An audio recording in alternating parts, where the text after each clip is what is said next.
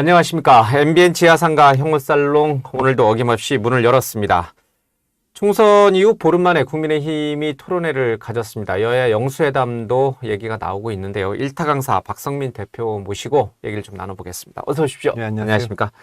총선이 끝난 지가 꽤 된 것 같은데 얼마 안 됐어요. 보름밖에 안 됐어요. 그죠?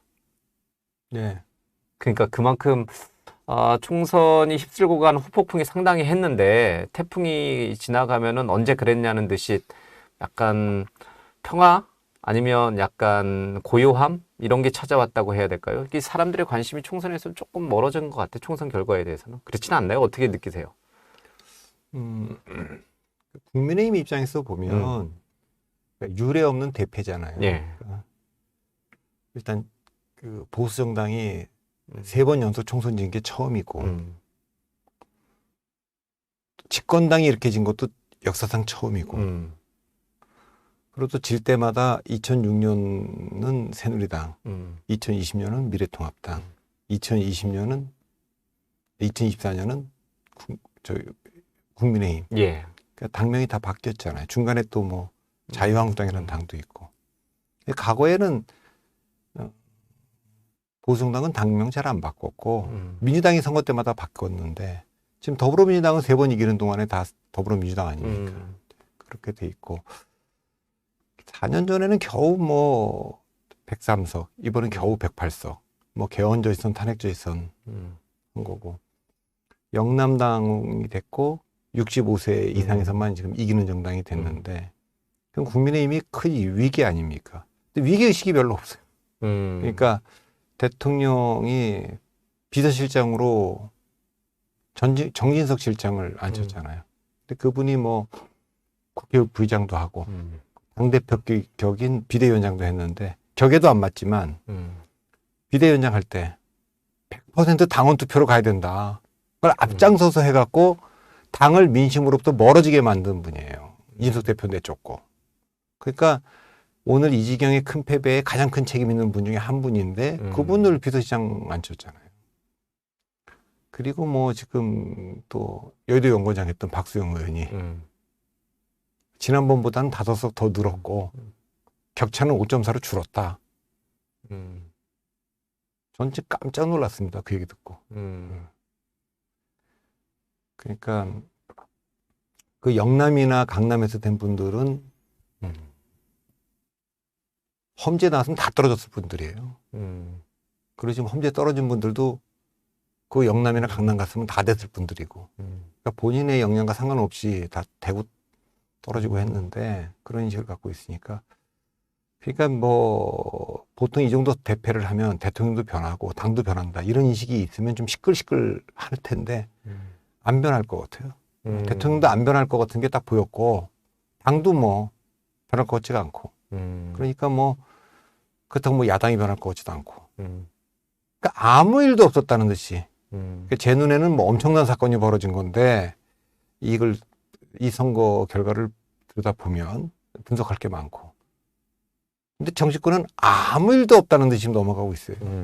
그러니까 이 선거가 끝나고 나서 여의도도 그렇고 용산 안팎에서 나오는 얘기가 이번 선거 전, 이번 총선 전과 후가 뭐가 달라졌냐. 뭐 선거 전에도 민주당이 압도적인 의석을 갖고 있는 여소야대 국회였고 뭐 100석은 당연히 넘어있는 개헌저지선은 넘어있는 상태였고 총선이 지났는데 보니까 뭐 상황이 달라진 게 없다. 그러면은 그냥 우리는 우리의 일을 하면 된다.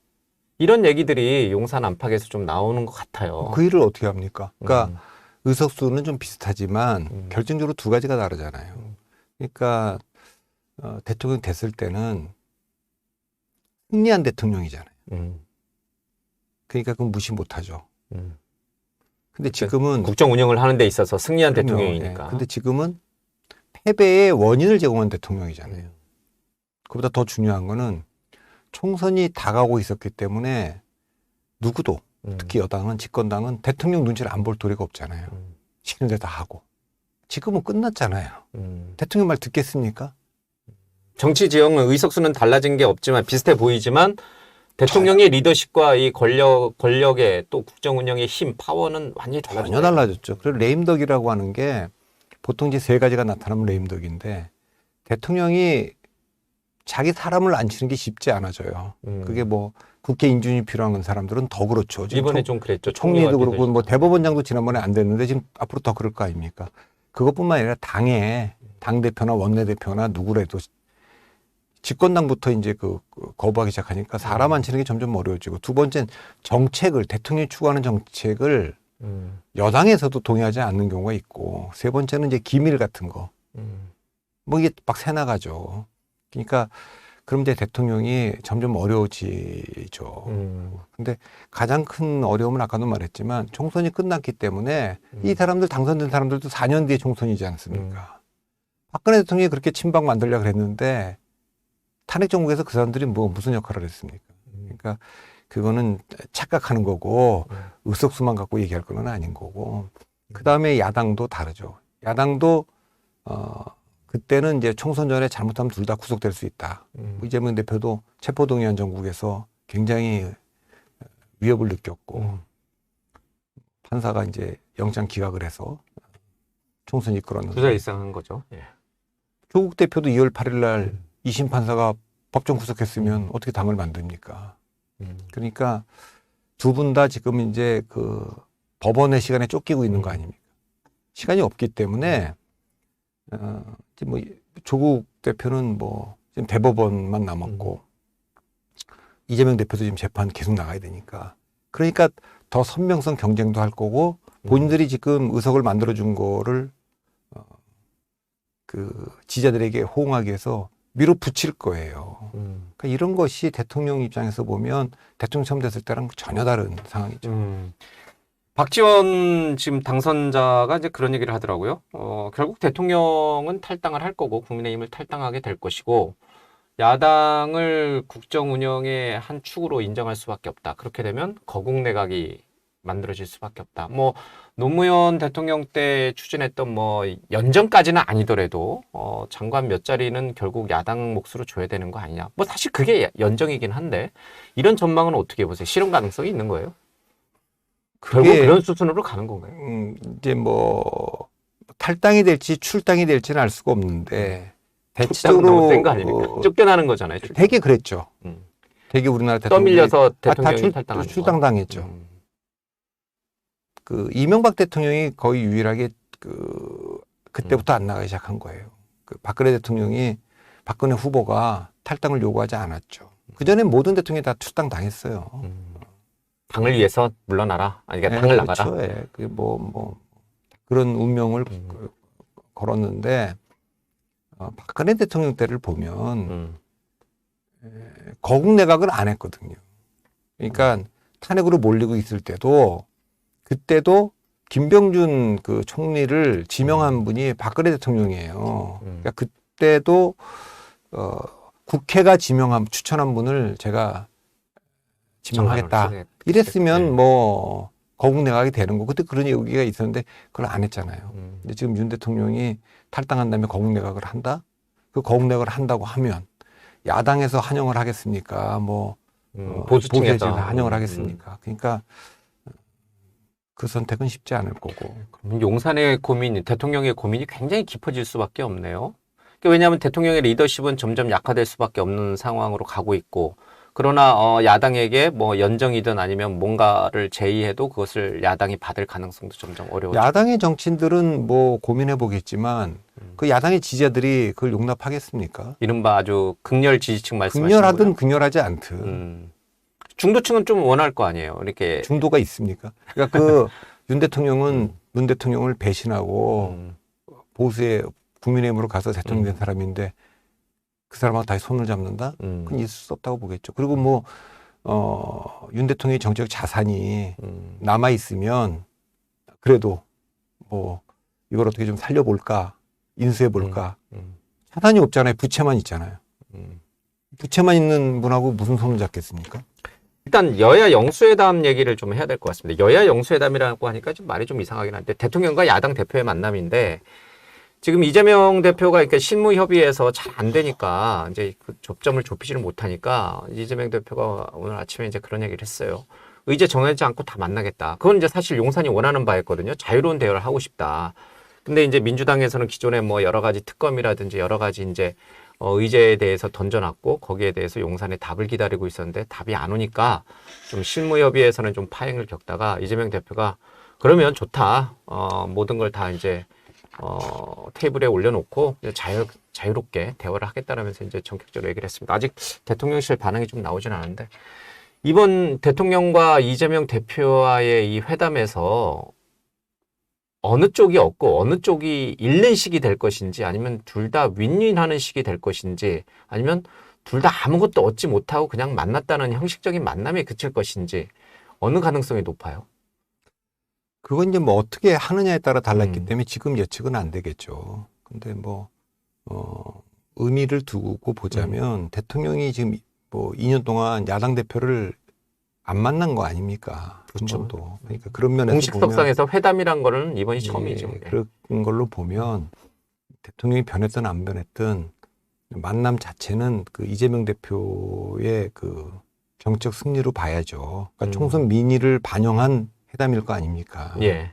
안 만나던 분이 지금 만난다고 하는 거니까. 예. 다만 야당에서는 이것이 무슨 항복 조인식은 아니니까 그런 거를 지자들은 대통령이 이제 이 바뀐 현실을 좀 확실히 깨닫게 해주고 와라. 쫙 다 늘어놓고 대통령과 이재명 대표와의 만남. 그 과거 그런 만남들을 봤을 때 좋은 성과를 갖고 양쪽이 다 만족하면서 헤어졌던 영수회담은 제 기억에는 없었던 것 같아요. 대표님 혹시 기억이 있어요?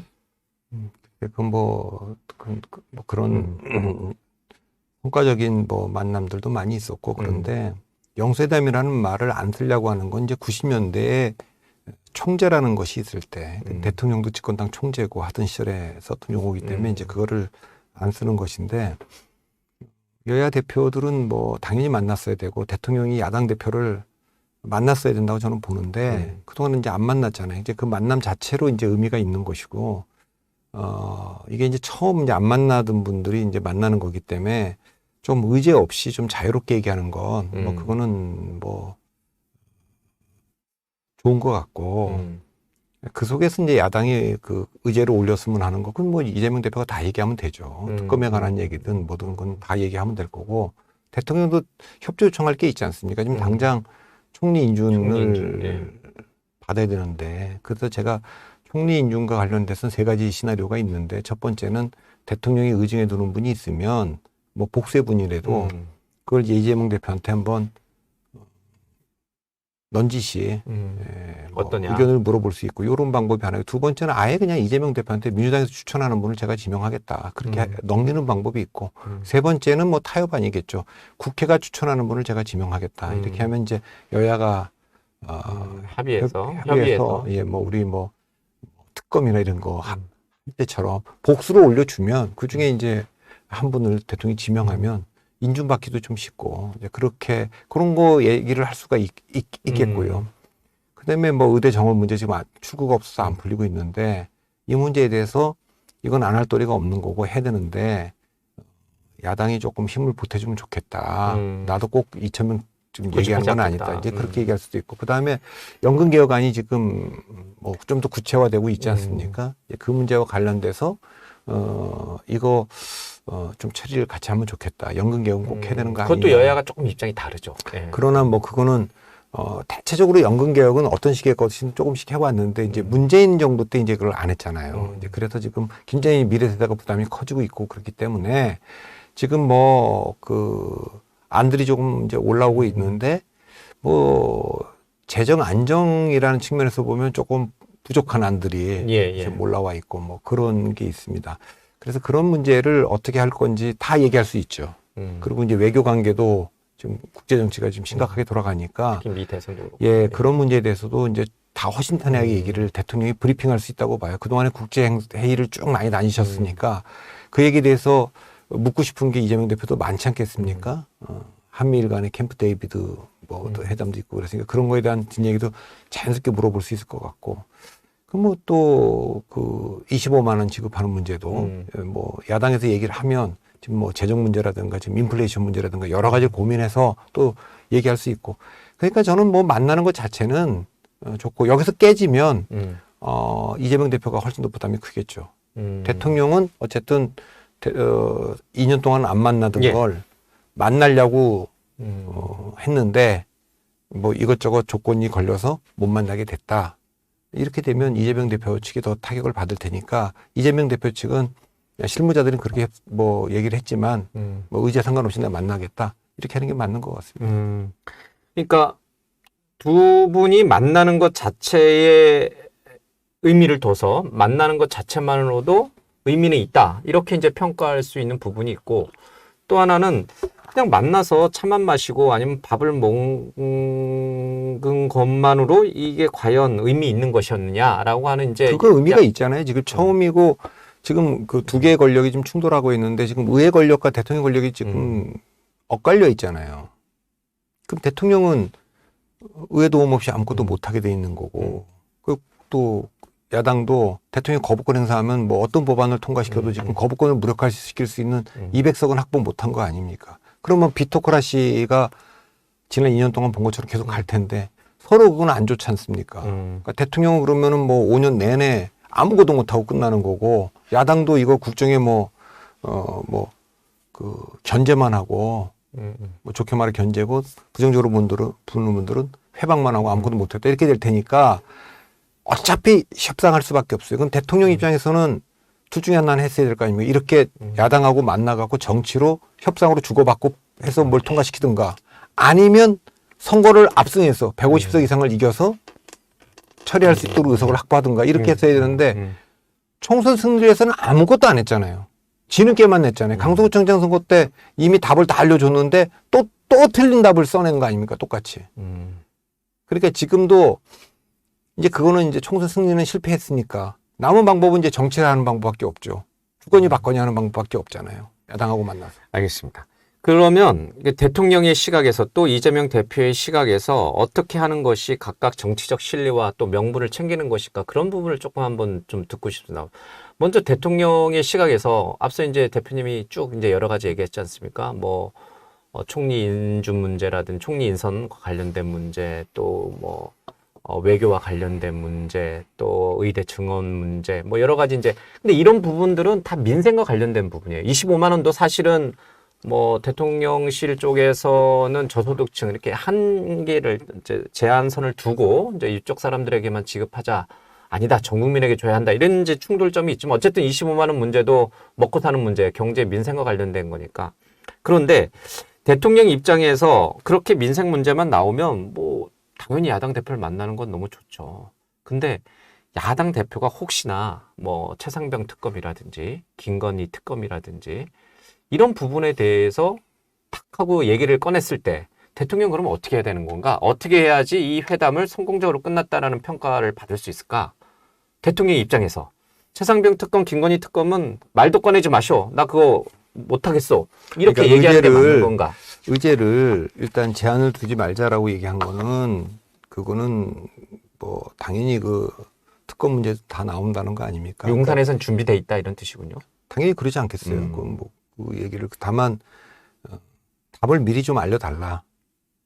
최상병 특검을 수용할 건지 말 건지. 그러니까 미리 좀 알고 들어갔으면 좋겠다라는 거 아니에요. 몇 가지 요구가 있는데 그냥 허심탄회하게 얘기하는 게 제가 보기에는 뭐 맞는 것 같고 그거에 대해서 대통령이 수용할 건지 말 건지에 대해서 얘기하는 것이 나올 텐데 그러면 그거는 뭐 대통령 입장에서 제가 보기엔 최상병 특검이 지금 5월 2일로 지금 처리하겠다고 얘기하고 있는 건데 이거 안 할 도리가 있습니까? 대통령이 거부할 수가 있어요. 거부했다고 칩시다. 그것도 지금 거부권 행사했다. 범야권이 192석인데 8명만 더 있으면 되는 거 아닙니까? 제의가 돌아갔을 때 국민의힘에서 지금 안철수 의원이랑 몇 명은 이미 지금 이걸 수용해야 된다고 얘기를 하고 있는 거 아닙니까? 그러니까 대통령이 실제로 현실을 보면 거부권 했을 때 제의 요구를 해도 통과될 가능성이 있으면 수용할 수밖에 없다. 예, 그러니까 뭐 저는 지금 뭐 5월 2일 날인데 지금 안철수처럼 새로 된 분도 그렇지만 낙선자들 지금 공천 배제된 분들 또 나갔다 떨어진 분들 그 뭐 대통령실에서 뭐 만나서 했다 그러지만 그분들이 지금 뭐 서로 부글부글 끓고 있지 않겠습니까? 그분들 중에 지금 몇 8표. 분이 지금 뭐 동의해 줄지 알 수 없고 그러니까 저는 이 문제와 관련돼서는 지금 계속 뭐가 이제 나오잖아요. 대통령실에 누구와 이게 통화를 했다 뭐 이런 게 광고관리관이랑 뭐 그런 게 계속 나오기 법무관리관이랑, 때문에 이 문제와 관련된 것이 뭐 경찰이든 뭐 공수처든 수사가 뭐 좀 빨리 됐으면 좋았겠지만 그렇게 되지 않은 상태니까 이건 특검으로 가자라고 하는 문제와 관련돼서 막을 수가 있겠는가. 근데 이건 이제 문제가 되는 건 뭐 이준석 대표도 얘기했지만 최상병 특검과 관련해서 박종훈 대령이 무혐의가 나오고 그러면 바로 탄핵 사유가 될 수 있다. 이제 이렇게 지금까지 나오는 거 아닙니까? 대통령이 어디까지 지시를 했는지는 알 수가 없지만 김건희 여사 특검 문제는 또 약간 좀 다른 문제인데 그 문제를 야당이 첫 번째에 테이블에 올릴 거냐? 그거는 저는 뭐 안 올릴 얘기를 안 꺼낼 수가 있다고 저는 봅니다. 예. 그거는 이제 이재명 대표 입장에서도 그거 말고도 좀 할 얘기가 대단히 많은데 예, 분리해 갖고 얘기할 가능성이 좀 있고 분리해서 왔을 때 대통령이 이걸 난 그건 거부권 행사하겠다 그렇게 얘기할 수 있는지 저는 잘 모르겠습니다. 그렇게 할 수 있는 지금 상황이 아니지 않습니까? 조선일보를 비롯해서 일부 이제 뭐 보수층에서도 최상병 특검을 거부해서 말씀하신 대로 제의가 됐을 때 뭐 8표가 이제 넘어가면 국민의힘에서 8표가 다시 이제 찬성적으로 넘어갈 경우에 국민의힘이라든지 대통령 리더십이 받는 정치적 타격은 훨씬 더 크다. 그런 상황이 초래되기 전에 차라리 수용하는 게 낫지 않느냐. 이제 이런 정치적 조언을 좀 합니다. 그러면 대통령은 받을 것인가? 그러니까 받지 않을 수 없다. 받는 게 유리하다. 이런 얘기를 수없이 주변에서 하는데 대통령은 정말 받을 것인가? 특검안을 받을 것인가? 이런 부분은 어떻게 보세요? 안 받을 도리가 없잖아요, 지금. 그러니까 뭐 어떻게 하는 게 좋다 말다를 떠나서 지금 그 200석이라고 하는 거는 그 제의를 요구했는데 다시 통과시킨다. 사실은 정책 탄핵이거든요. 그 정책 탄핵 요건과 개헌 요건과 비슷해지죠, 숫자적으로. 다 200명 아닙니까? 그건 정책으로 탄핵이 됐다는 뜻인데 그걸 아까도 말씀드렸지만 지금 낙천자들 보십시오. 저 사람들 중에 8명이 찬성하지 않는다. 이런 확신을 할 수 있습니까? 대통령은 안 받을 도리가 없다. 저는 뭐 대통령이 그걸 거부하는 것 자체가 거부권 행사하는 것 자체가 굉장히 정적인 그 리스크가 크기 때문에 정책을 수용하는 것이 전 좋지 않을까 생각합니다. 그러니까 이제 이성적으로 생각해 보면 딱 대표님 말씀이 맞는데 거부권 행사를 한번 행사하지도 않고 야당 대표를 만난 자리에서 수용 의사를 밝힐 경우에 소위 말하는 대통령의 지지층 중에 집토끼라 불리는 분들 있잖아요. 전통적 보수 지지층들. 이분들의 실망감은 어떻게 해요? 아니, 그러니까 그거는 선택의 문제잖아요. 그분들이 실망해갖고 그분들이 실망하지 않으면 총선에서 이깁니까? 어쩔 수 없다. 그분들이 실망하고 대통령에 대해서 뭔가 비판적인 의견을 내도 대통령으로서는 특검을 수용하는 것이 낫다. 그러니까 최상병 특검은 누가 봐도 특검으로 가자고 하는 명분이 있는 거잖아요, 지금. 아니, 해병대를 국가를 해서 간 젊은 사람이 죽었는데, 그래서 왜 이런 이 사고가 생겼는가를 지금 알아보는 과정에 수사단장이 지금 오히려 체포되고 뭐 이렇게 된 거 아닙니까? 근데 그 문제와 관련된 거기 때문에 국민들은 이걸 좀 소상히 알고 싶어 하는 거고 그게 지금 명쾌하게 지금 설명되지 않았다. 그리고 그렇기 때문에 지금 특검으로 가자고 하는 거기 때문에 모르겠습니다. 그러니까 정책으로 보면 그러니까 이걸 이성적으로 합리적으로 생각을 해야지 이거 보수층에서 일각에서 반대한다. 보수층 일각이라는 거 그거를 수용을 예를 들면 특검법을 수용하겠다라고 했을 때 반발하는 건 예를 들면 제가 하나 여쭤봐요. 누가 어디입니까? 뭐 대통령 주변에서 대통령에게 무한 지지를 보내는 층 아닐까요? 그러니까 그 오늘날 위기를 만든 분들 아닙니까? 결과적으로 보면 그렇죠. 총선의 위기를 가져오신 분. 결과적으로도가 아니라 가정상에서도 다 예견됐던 거 아닙니까? 그럼 대통령은 어쨌든 그분들의 목소리도 들어야겠지만 이번 문제는 수용하는 것이 낫다. 이제 이런 얘기군요. 그것이 최상병 이제 특검은. 최상병 당선자들 사이에서도 여당 내에서도 지금 그거는 수용이 된다는 분들이 복수로 나왔고, 그리고 그 전에도 계속 나왔던 문제입니다. 이거는. 그러니까 이거는 뭐 제가 봤을 때 거부권을 행사한다는 건 야당 대표를 만나고 나서도 변한 게 하나도 없이 또 거부권으로 간다면 그다음부터는 뭐 강대강이고 야당에다 힘으로 밀어붙일 텐데 아까도 말했지만 대통령이 지금 갖고 있는 전략적 자산이 없어요. 지금 승리한 대통령도 아니고 패배한 대통령이고 국회의원들도 지금 4년 뒤를 보게 되고 이제 공천에 대한 두려움을 더 이상 갖지 않는단 말이에요. 그러면 대통령이 가용할 수 있는 게 지금 뭐가 있습니까? 언론이 도와줄 겁니까? 아니면 뭐 집권당이 도와줄 겁니까? 그게 없어요. 그러니까 현실을 지금 직시하는 게 저는 대통령이 필요하다. 네. 알겠습니다. 근데 만일에 그렇게 하는데 야당이 많은 의제가 있지만 최상병 특검 이거 하나를 수용하느냐 이걸 가지고 대통령이 우리랑 계속 대화할 의사가 있는지 없는지를 그 리트머스 시험지로 보겠다. 이렇게 나오면 대통령 입장에서 판단을 해야죠. 내가 이거를 거부하고 야당하고 대치하면서 끌고 갈 수 있는 전력이 있느냐, 싸울 수 있느냐. 냉정하게 판단해봐라. 저는 없다고 봅니다. 그러니까 전력이 없는데 어떻게 싸웁니까? 어쨌든 지금 이제 녹화하고 있는 이 시간까지도 윤재욱 원내대표를 비롯한 국민의힘에서는 이제 그런 수용 의사보다는 박정훈 대령의 당시 수사팀의 어떤 수사 지휘 체계를 지키지 않은 그런 부분을 더 이제 문제시 삼고 있고, 그것이 이제 특검의 대상이 돼야 된다, 이런 입장을 갖고 있습니다. 어떻게 나올지 좀 봐야겠습니다. 그러면 전국민 25만 원 문제는 좀 사실 특검보다는 조금 덜 민감할 수 있는데, 이재명 대표가 얘기하는 이 전국민 25만 원 지급 문제, 대통령실에서는 포퓰리즘을 경계하면서 좀 저소득층이라든지 좀 취약계층에게만 한정적으로 주는 건 얼마든지 동의한다. 그러나 전 국민에게 주는 건 안 된다라는 이제, 이거는 굉장히 이제 어떤 보수 정치 쪽의 철학의 문제거든요. 이 전 국민에게 나눠주는 거에 대한 반대는. 근데 이거를 대통령도 그러면 또 물러날 것인가? 아니면 정말 딱 제한을 둬서 저소득층에게만 주는 것만 허용하겠다. 그 이상은 안 된다. 전 국민에게 주는 건 안 된다. 이런 입장을 고수할까? 일단 뭐 보편이냐 선별이냐 하는 문제는 철학의 문제지만 이거는 그보다 더 급한 문제가 있는 거 아닙니까? 네. 지금 인플레이션을 지금 잡기 위해서 전 세계가 노력하고 있고, 금리 인하라는 것은 인플레이션이 잡히는 거를 지금 기다리고 있는 상황인데, 그 상황에서 돈을 푼다는 건 있을 수가 없는 거 아닙니까?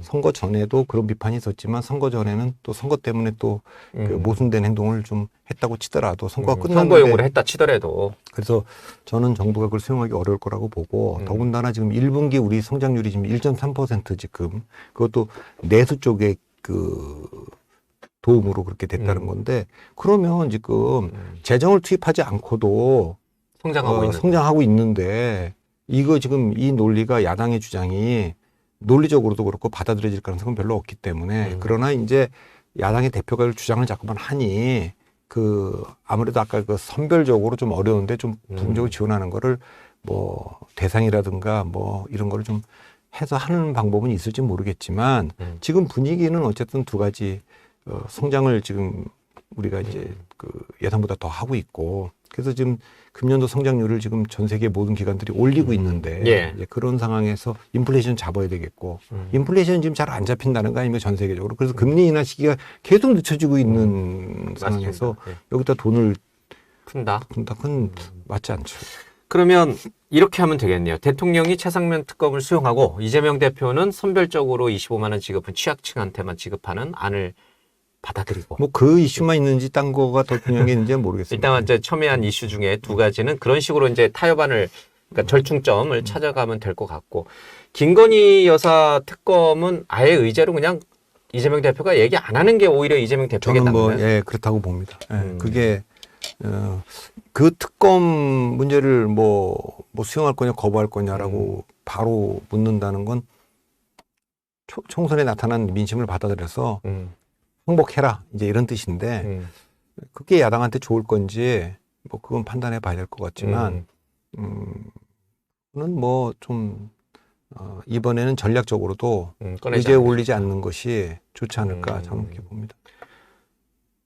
그렇게 될 경우에 어제 이재명 대표와 조국혁신당 대표가 만났잖아요. 근데 조국혁신당의 뭐 캐치프라이즈는 너무 선명합니다. 이 총선 전부터 김건희 여사 특검이었어요. 아주 강하게. 그러면 이 지금 민주당의 이재명 대표와 조국혁신당의 조국 대표 이 관계는 또 그러면 어떻게 되는 건가? 김건희 여사 특검을 의제로 올리지 않았을 경우에 이재명 대표가 말도 꺼내지 않았을 경우에 두 사람과 두 당의 관계는 서먹서먹해지는 건가?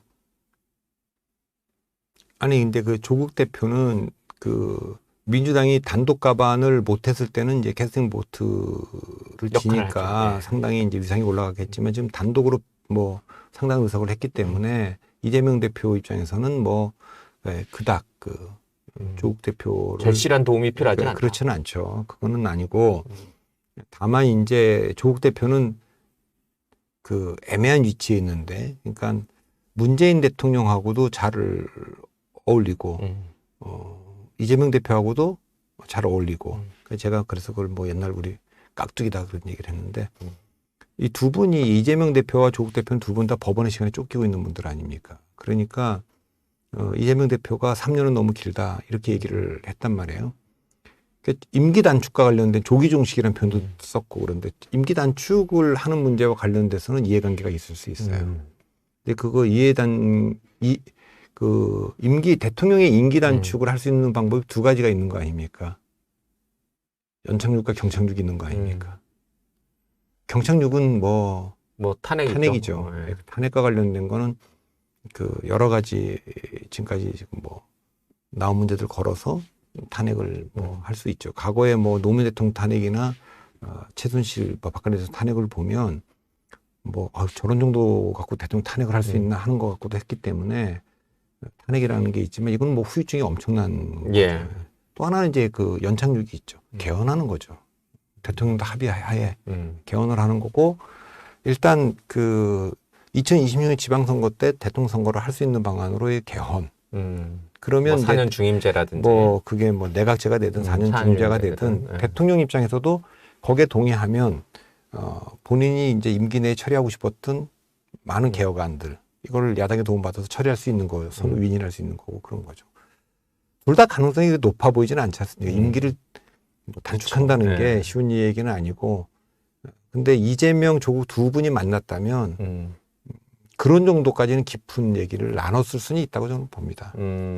진짜로 이게 우리가 전략적 목표를 윤 대통령의 임기를 단축시키는 거냐. 그게 이제 뭐 방법은 여러 가지 방법이 있겠지만 근데 그런 얘기들은 했을 수 있고 어쨌든 연석회의를 요구를 했는데 연석회의를 공개적으로는 지금 안 하는 거고 대신에 그래도 강성 지지층 입장에서는 조국 혁신 때 이만큼이라도 얻었는데 얘기는 들어보고 가야 될 거 아니냐. 그러면 이제 조국 대표를 만나서 술 한잔 하면서 뭐 또 술도 했다 그래요 중집에서. 그러니까 쭉 얘기를 했을 거예요. 내가 윤 대통령 만나면 무슨 얘기했으면 좋겠냐. 그런 얘기 또 실제로도 그런 도움이 좀 필요할 거예요. 그러니까 그런 얘기를 두루두루 왜냐하면 의견을 수렴해서 만나야 혹시 그 원하는 정도를 못 얻었을 때도 약간 해지가 되는 의미가 있지. 안 그러고 단독으로 딱 했을 때 원하는 걸 못 얻고 대통령실한테 말려들었다. 이렇게 평가가 나오면 그것도 곤란하기 때문에 두루두루 의견을 청취했을 거라고 봅니다. 예.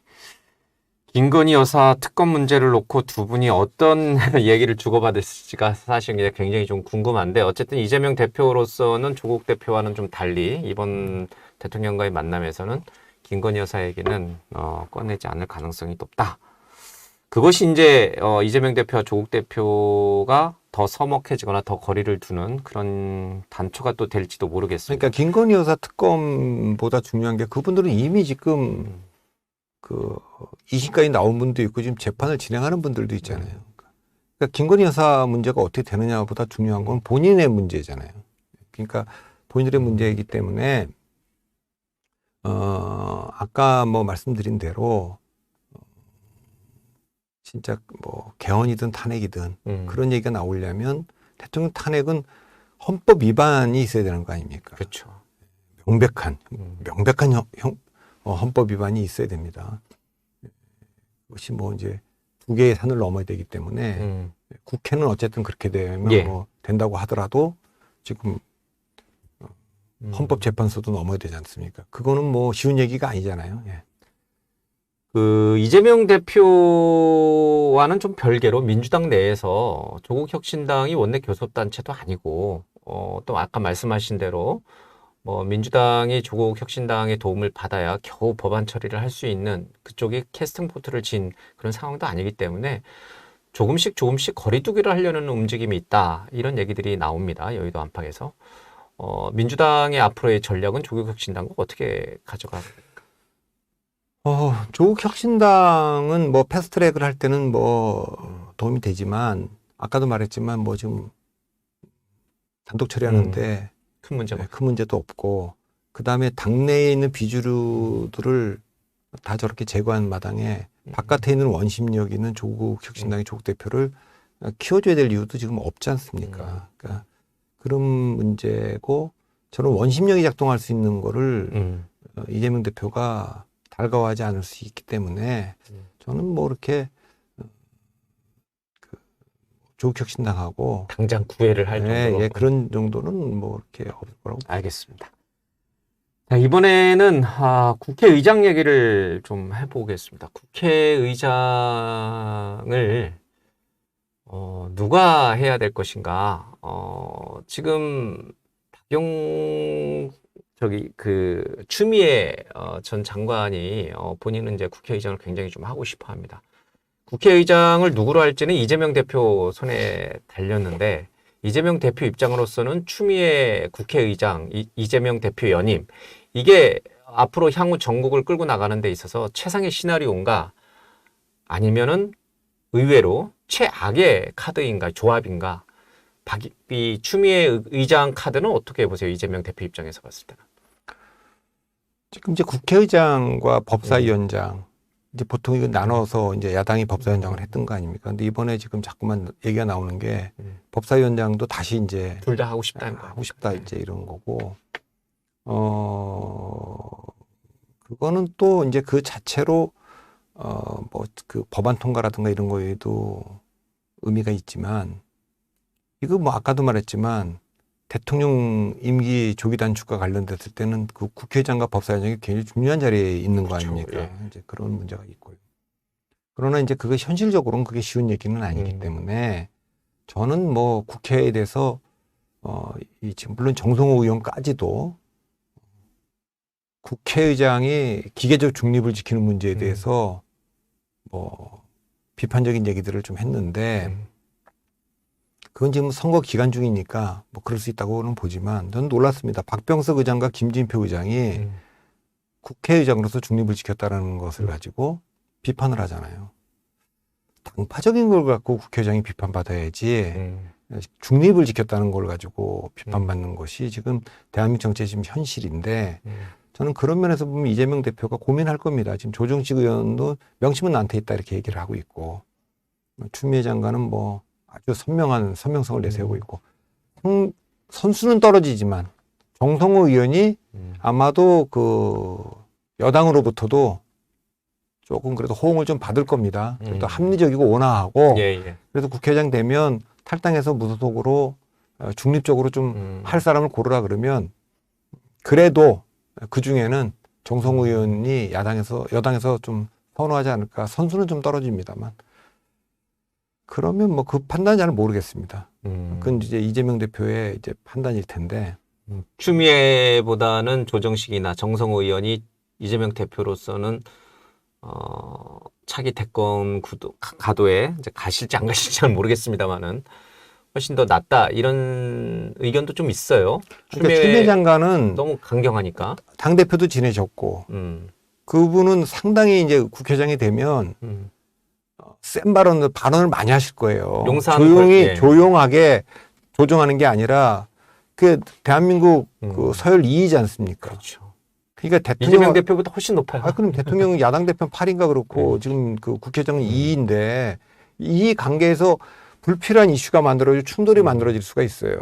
그러니까 그걸 이제 이재명 대표가 원하는 건 아니잖아요. 모든 걸 지금 본인 스포트라이트를 받아야 되고 본인 주도해야 되는데 통제할 수 없는, 아까 조국혁신당도 제가 통제할 수 없는 변수를 바깥에 둔 건데 이 국회의장도 또 지금 당장이야 지금 뭐 총선 끝난 직후니까. 직후니까 저러지만 그분이 허니문 기간이지만 국회의장이 되는 순간 통제권 바깥으로 나가는 거죠. 독자적인 제도, 국회의장이라는 제도를 가지고 움직이는 건데 그렇게 되면 리스크가 좀 있다 이렇게 생각할 수도 있겠죠. 그 선택은 저는 잘 모르겠습니다만 글쎄요. 그래도 조정식 의장이나 정성호 의장이면 자기랑 좀 이렇게 조율도 되고 얘기가 될 텐데 추미애 의장이라면 그건 독자의 행보를 할 수가 있다 이렇게 판단하지 않겠습니까? 알겠습니다. 참 이 정치라는 게 묘한 것 같습니다. 사실 지금의 윤석열 대통령을 만든 사람은 뭐 추미애와 조국 전 장관 아닙니까? 근데 거꾸로 또 이번 총선에서 추미애와 조국 전 장관을 또 스포트라이트 받게 만든 인물은 또 윤석열 대통령이고. 이제 보통의 경우 이제 뭐 조국 장관과 추미애 장관이 1, 2등 공신을 다툰다 이렇게 이제 보는 분들이 있는데 이재명 대표는 그거 아니라고 이번에 선언한 거 아닙니까? 윤석열 대통령을 만든 1등 공신은 검찰총장 임명한 문재인 대통령이고 2등 공신은 그때 검찰총장이 법무장관 후보자에 대한 지명자에 대한 압색을 계속 하는데 이 상태에서는 조국을 임명하면 안 된다고 얘기했던 이를테면은 뭐 임종석 전 실장 이런 분들이 공신 아니냐. 그러니까 그 사람들은 공천 배제하고 추미애 뭐 조국 뭐 이런 분들은 다 한 배를 탔다. 윤석열 대통령 만드는 사람들은 당신들이 책임이 있지 않다. 그 얘기인즉슨 윤 대통령을 만든 사람은 후보로 나가서 진 이재명 책임도 있고 조국 책임도 있고 추미애 책임도 있다. 문재인 대통령은 임기 마지막까지 지지율이 아주 높게 나왔고 후보 탓이다. 이거에 대해서 이재명 대표가 수용을 안 한 거죠. 그러니까 그런 점에서 조금 전에 말한 대로 윤석열 대통령을 만든 처음에 이제 이명박 공관위원장이 그렇게 얘기를 했을 때는 이거 뭐 추미애 이런 분들도 쉽진 않겠구나 했는데 그런 게 아니고 딱 찍어서 임종석은 안 된다 이렇게 된 거니까. 예. 야권 내에서도 치열한 그런 이제 어떤 해석의 싸움이 좀 있는 것 같습니다. 여권은 어떻게 됩니까? 여권은 지금 당대표를 누가 할 것인가, 뭐, 나경원 의원 얘기도 좀 나오고 있고, 또 원내대표에는 친윤인 이철규 의원 얘기도 좀 나오고 있습니다.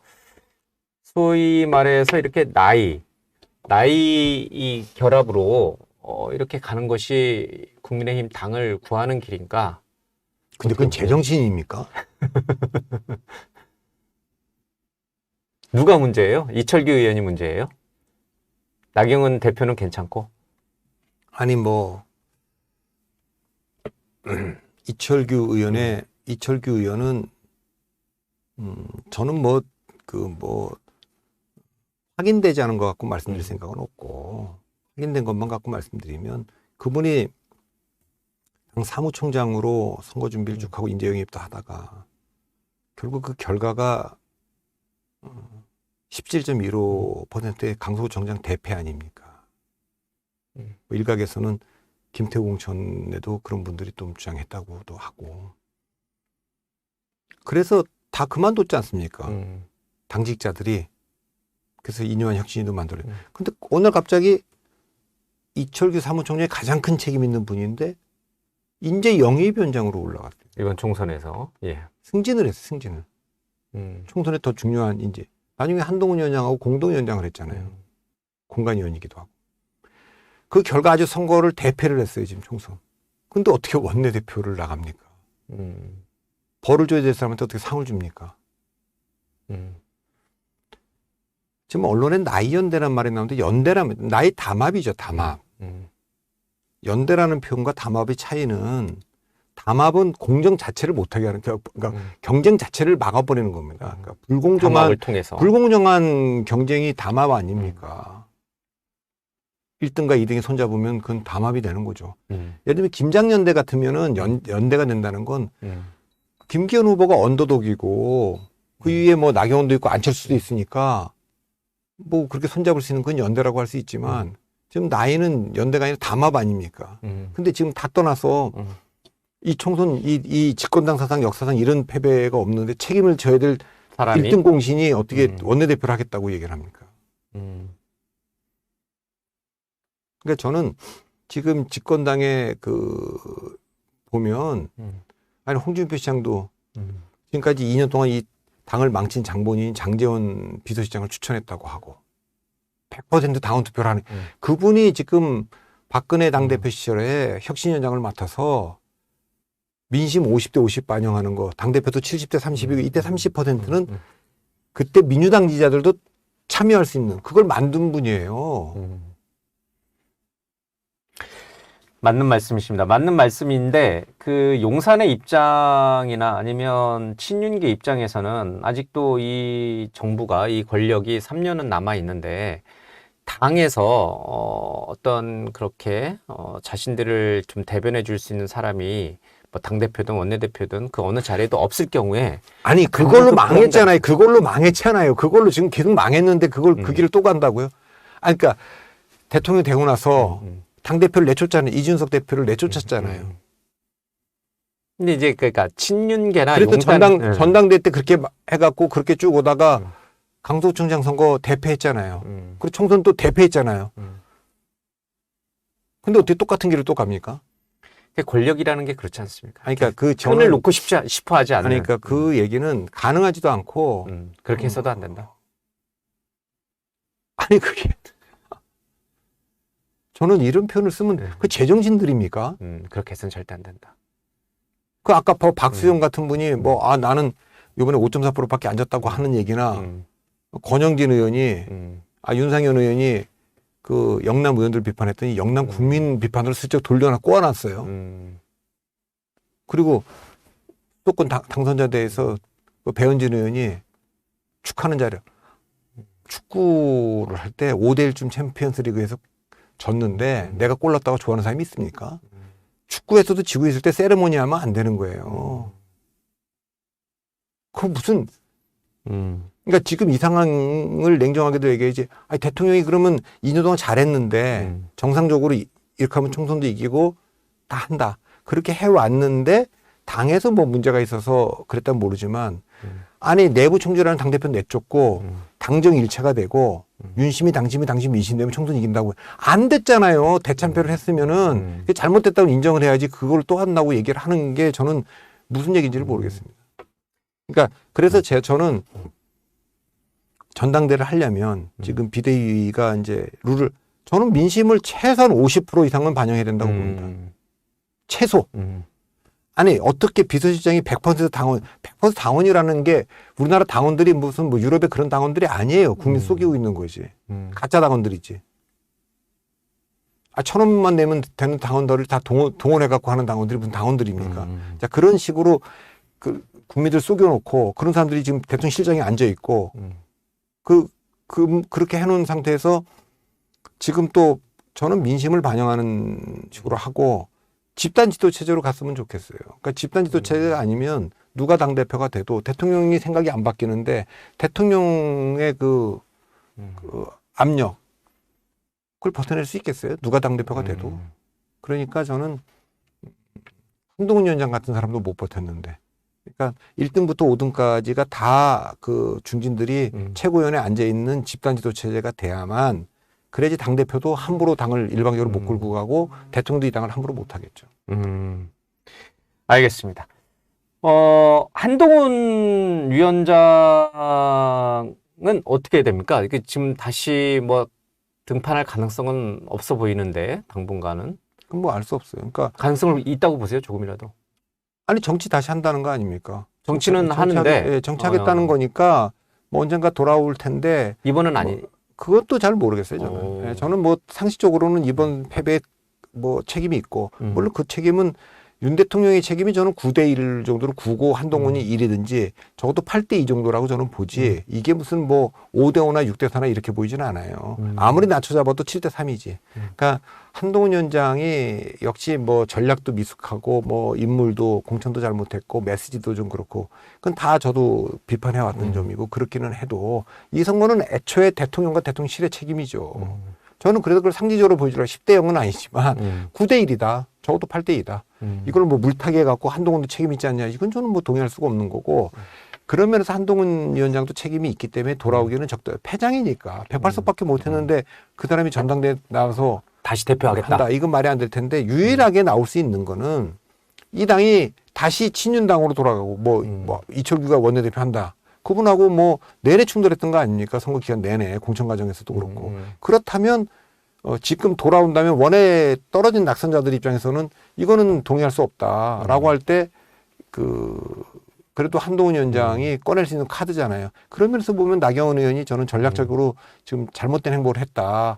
뭐 사실인지 아닌지 모르지만 정말 이철규하고 손잡고 대통령의 지원을 받아서 하려. 그거는 지금 총선에 낙선한 사람들 입장에서 보면 그 동의가 되겠습니까? 뭐 나경원 의원도 이철규 의원을 원내대표로 해서 파트너로 가는 거에 대해서는 좀 부정적이니까요. 알겠습니다.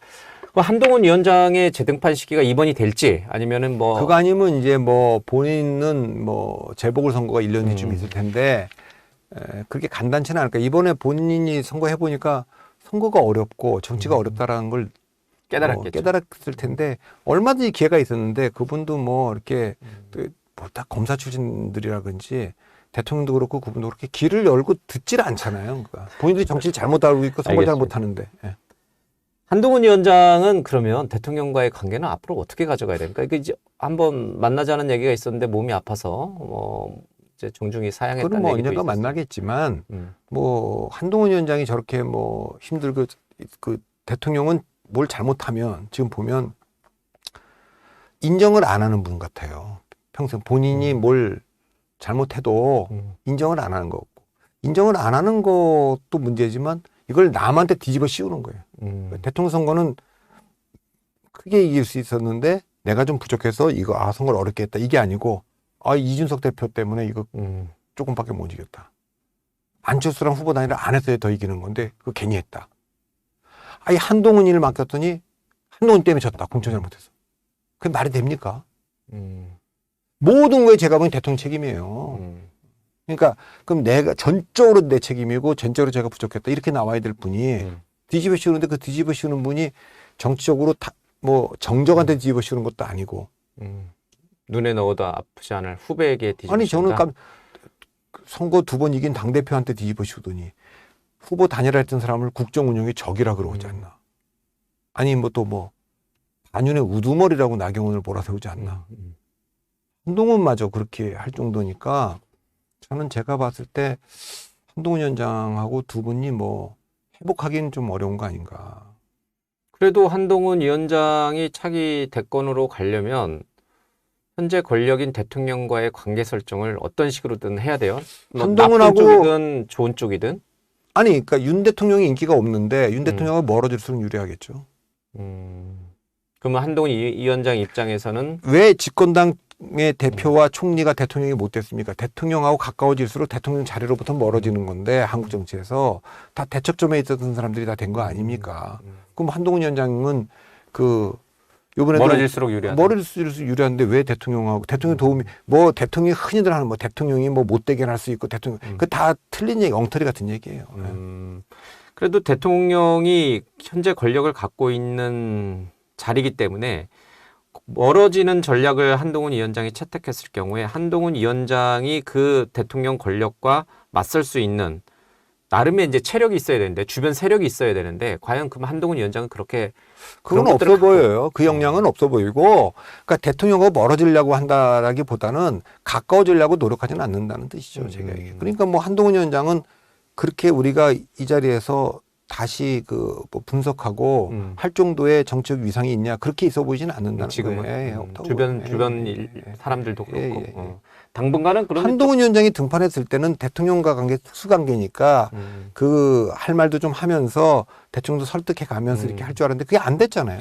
보수층에서는 한동훈 위원장을 지금 어떻게 바라보고 있나요? 일부 이제 중앙일보 같은 그러니까 언론에서는 보수층이 자꾸 묻는데 보수층이 바라보는 게 뭐가 중요한 거예요. 저는 그게 중요하지 않은데 그 국민이 보수를 어떻게 바라고 그 보수층을 바라보는 게 중요하지 그분들이 국민을 바라보고 세상을 바라보는 게 뭐가 중요하냐는 거예요. 저는 그 질문을 자꾸만 드리고 싶은데 중요하지 않은 질문을 자꾸만 반복적으로 하시니까. 예. 그래도 자신들의 정치적 기반이 있어야 뭔가 더 뻗어나갈 확장이 될 수 있잖아요. 아예 다 버리고 보수층을 다 버리고 국민만 본다. 아니 그러지 이런 않죠. 개념으로. 그러니까 보수층이라고 해도 선거에 승리할 수 있는 사람을 선택을 하겠죠. 그 중에 한동훈 위원장은 그 스스로 축소됐잖아요. 그분이 뭐 원래 처음에 나올 때는 중도나 젊은 사람들한테도 조금 어필할 줄 알았는데 보수로 국한됐잖아요. 근데 보수에서도 지금 뭐 신뢰할 수 없다 이렇게 되니까 길을 잃었고, 그러면 보수 입장에 생각해 볼 거예요. 지금 홍준표든 원희룡이든 뭐 나경원이든 다 그런데 그분들을 이길 수 있겠어요, 선거에서? 아니, 보수의 정체성을 나는 보수적인 사람입니다. 난 여러분들이 하는 말을 잘 귀담아 듣고 있고 그렇습니다. 선거에 이길 수 있냐고요. 그건 윤 대통령이 가장 충실했던 사람인데. 그러니까 국민들은 이렇게 선택할 거예요. 예를 들면 오세훈처럼 보수 우리가 신뢰는 하는데 신뢰를 하지만 중도표도 갖고 올 수 있는 사람, 이 사람이 유리하겠죠. 다음에는. 그렇게 생각한다. 그러니까 옛날에 이 지금 룰이 50대 50으로 바뀌고 나서요. 첫 번째 적용된 게 그 2006년 지방선거 때입니다. 그때요.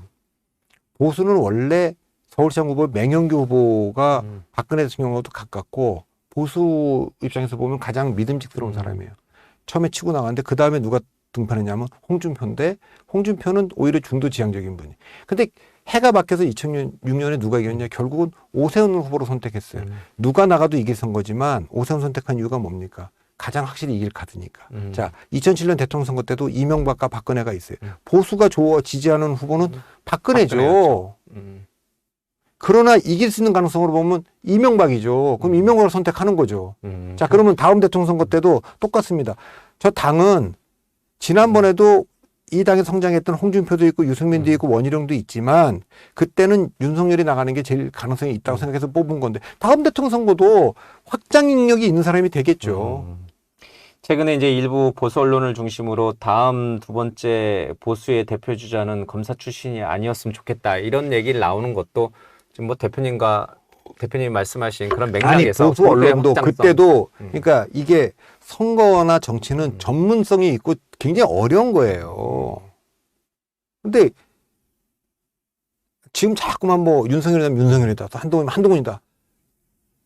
그 정치가 그렇게 하루아침에 되는 게 아닙니다. 한동훈 위원장이 방송을 보면서 좀 그런 것들을 좀 많이 고민해 봤으면 좋을 것 같다, 이런 생각도 좀 드네요. 이준석 대표의 정치적 운명은 어떻게 됩니까? 앞으로 유승민, 이준석을 결국은 다시 돌아가겠습니까? 예. 뭐 유승민은 거기 있지만 우리가 이렇게 보면 그렇잖아요. 민주당이 좋아하는 보수 정치인이잖아요. 그러니까 그걸 진보가 그러니까 유승민은 모든 조사에서 보면 여야를 다 합해갖고 하는 조사에서는 당대표가 됐든 대통령 높이 나와요. 그건 되게 압도적으로 민주당 지지층들이 지지하는 거잖아요. 반대로 보수층으로 제안하면 극히 미미하잖아요. 그러니까 저 안에서는 승산이 없는 거죠. 그러니까 보수 입장에서 보면 저 사람은 대통령 되면 배신할 사람이다. 뭐 이렇게 생각을 할 겁니다. 근데 어쨌든 진보가 좋아하는 보수 정치인이죠. 안철수는 거의 남아있지는 않은데 중도층 일부가 지지하는 중도 정치인이죠. 이건 얘기를 역으로 뒤집어 말하면 보수층에서도 신뢰를 못하고 진보층에서도 신뢰를 못하는 걸로 쪼그라든 거죠. 안철수의 전성기 때는 중도 이미지를 가지고 진보층에서도 차선으로는 안철수 괜찮다. 보수에서도 괜찮다. 이랬는데 이게 지금 양쪽 다 싫어하는 사람이 됐으니까 쪼그라들었고, 보수가 좋아하는 보수 정치인들 있잖아요. 지금 그거는 뭐 나경원이다, 뭐 홍준표다, 원희룡도 그리 간 거고 한동훈도 그리 가고 다 그리 간 거잖아요. 그럼 이게 스스로 자기들이 강점을 다 버린 거잖아요. 홍준표, 원희룡 다 그렇게 버린 거잖아요. 오세훈도 한때 그랬다가 지금 오세훈은 유일하게 지금 중도가 지지하는 보수 정치인이잖아요. 그러니까 제일 유리한 포지션에 지금 오세훈이 있는 거죠. 상수로 있는 겁니다. 나머지는 뭐 다 그 약점들이 있죠. 근데 앞으로 레이스는 좀 또 새로운 뉴페이스가 나타날 수 있으니까 좀 봐야 되겠고, 검사 출신들이 많이 있지만 검사의 정체성이라고 하는 건 뭐 원희룡도 검사 출신이지만 정치한 시간이 훨씬 기니까 그 사람들의 정체성은 정치인으로 봐야 되고, 예. 지금 이렇게 바로 검찰총장에서 바로 나온다거나 법무장에서 바로 이런 거는 이제 있으면 안 되죠. 보수 쪽에서 잘 귀담아 들어야 될 얘기인 것 같습니다.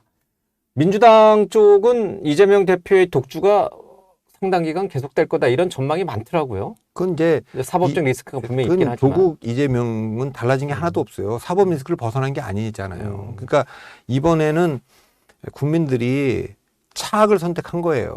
그러니까 정치라는 건 최선을 꿈꾸지만 최악만 선택하지 않고 차선과 차악 중에 고르는 건데 지난 대통령 선거 때도 이거 참 죄송한 얘기지만 최악을 이재명 대표로 본 거고 차악을 윤석열 대통령 후보로 본 거고 이번에는 윤석열 대통령을 최악으로 본 거고 이재명 대표와 조국을 차악으로 본 거 아닙니까? 국민들은 차악을 선택한 거지 차선을 선택한 게 아니에요. 그렇기 때문에 일회용 아픈 해초리. 그러니까 문재인 대통령과 민주당을 아프게 때리기에는 윤석열이 제일 좋은 해초리고 지금 윤석열 대통령을 아프게 때리기에는 조국과 이재명이다 이렇게 선택해서 한 거기 때문에 그런 면에서 이분들의 미래가 밝다 이렇게 보여. 왜냐하면 법원의 시간에 쫓기고 있는 분들이니까.